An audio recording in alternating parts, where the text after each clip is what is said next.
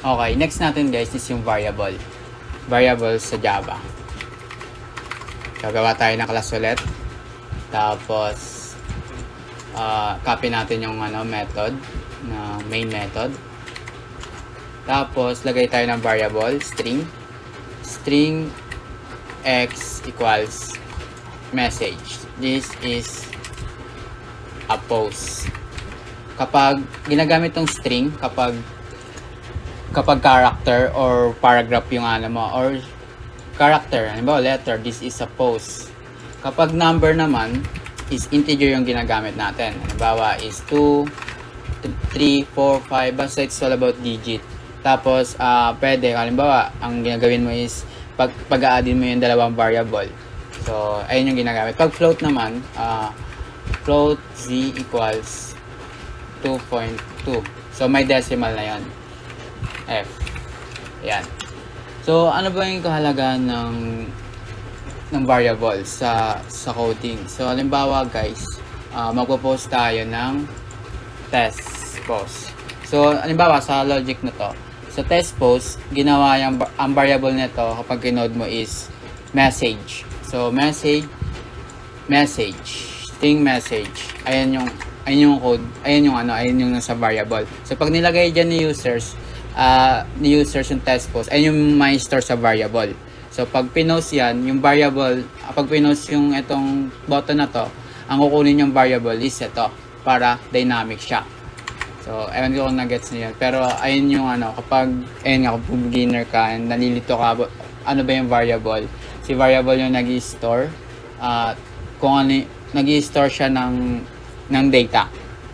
Ganon, locally. Tapos, yung ginawa natin kanina, halimbawa, yung variable natin is int y equals to int number 1 equals 5. Burahin natin to. Int number 2 equals 7. Ayan. Pwede tayong gumamit ng formula. So, sabihin natin int sum equals number 1 plus number 2. So, mapag-a-add siya. So, parang, di ba, ang dali lang. Int product number 1 times number 2. So, wala ko lang ng equal. Int minus equals number 1 minus number 2. So, ipiprint lang natin. So, system.out. Makita lang natin yung result kung working ba yung code natin. System.out.println. Sum, ayan, sum, ganyan. Tapos, concatenating yung tawag dito. So, pag may add. So, sum. Ayan. Pwede yan. So, copy lang din natin to. And, product. Nilagyan na natin ng label na product and sum para makita natin pag pinrint sa terminal. So, product, and system.out minus. So, apply lang natin yung comment. Print the output. Sabihin natin ganun. Ayan, pag pinrint natin yan,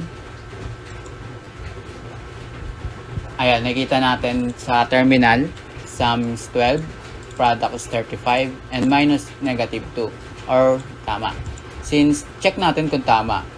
5 plus 2, 7. 5 plus 2, 12. And kung product naman is number, 5 times 7 is 35. And minus, 5 minus 7 is negative 2. So, tama guys. Kapag pinrint natin yan, nakita natin, walang problema sa code natin, nag-work. So, yan. Kapag gagawa tayo ng variable, ang tips for creating variable,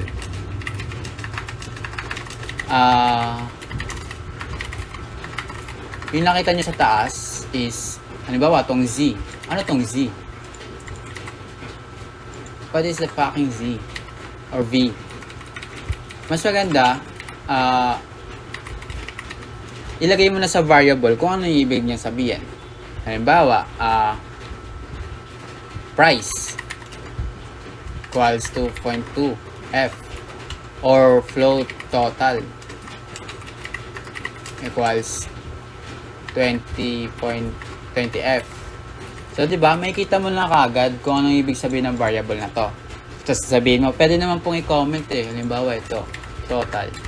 So, parang nonsense din siya. Kumbaga.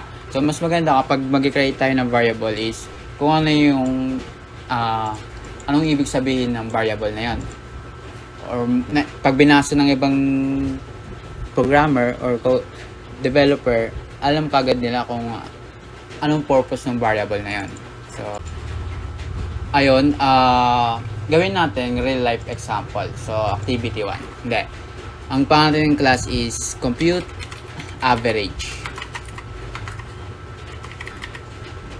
Ayan, may compute average tayo. So, halimbawa, float tayo. Float math. Yan. Tapos, lagyan natin ng value. Kung anong grade niya sa math. 20. Float English equals 30. Hindi, but 20, 30. So, 90. 85. Float MAPE 90. Float English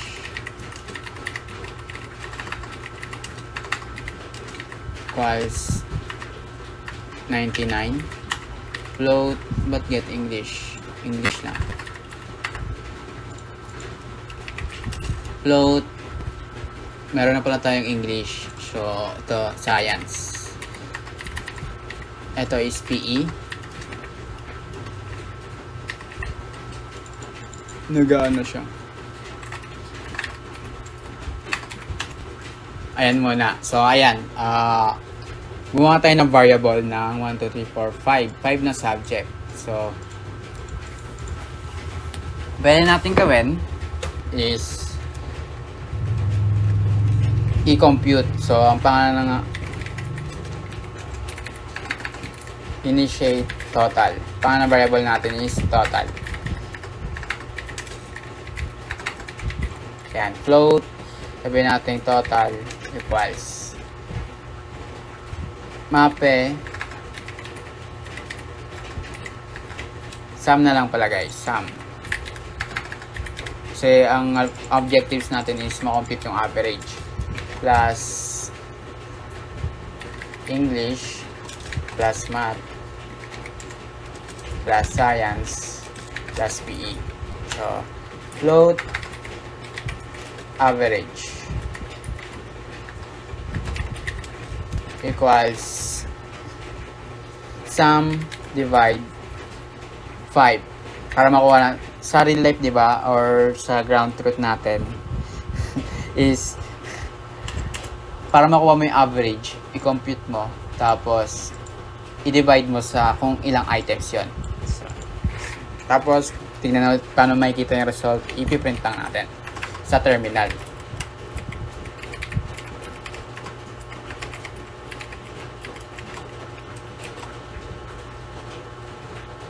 Ito ang average. Hindi, gawa tayo ng label. Average is 20. Hindi, tawagin natin yung variable natin, average.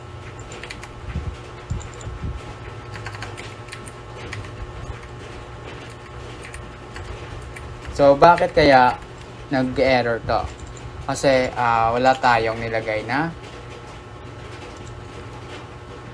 main. So, ang purpose ng main is dun siya magra-run sa method na to. So, kung ano yung mga nakalagay sa method na to, ayun yung i-run niya. Tapos, ipasok lang natin to. Hindi siya kasi makita.